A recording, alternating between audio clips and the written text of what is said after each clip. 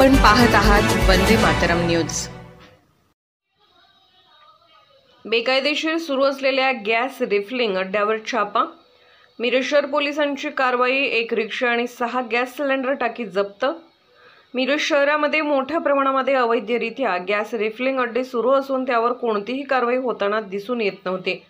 वस्तीमध्ये gas refilling अड्डे सुरू असून काल दिंडीवेस मालगाव रोडवरील मनेर स्क्रॅप दुकानासमोर असलेल्या पत्र्याच्या शेडमध्ये बेकायदेशीर गॅस रिफिलिंग सुरू होते। त्या गॅस रिफिलिंग अड्ड्यावर काल मिरज शहर पोलिसांनी छापा टाकून एक ऑटो रिक्षा, 6 गॅस सिलेंडर टाकी, इलेक्ट्रिक मोटार, इलेक्ट्रिक वजन काटा, रेग्युलेटर, नोझल असे 1,36,950 रुपयांचे साहित्य मिरज पोलिसांनी जप्त केले आहे। ही कारवाई पोलीस निरीक्षक किरण रासकर यांच्या मार्गदर्शनाखाली झाली असून यामध्ये दिनेश अशोक टाकवडे वय 34 राहणार पाटील गल्ली मिरज आणि संजय बाबासो शेळके वय वर्ष 38 राहणार टाकडी रोड दुर्गामाता कॉलनी मिरज या दोघांना अटक करण्यात आली आहे।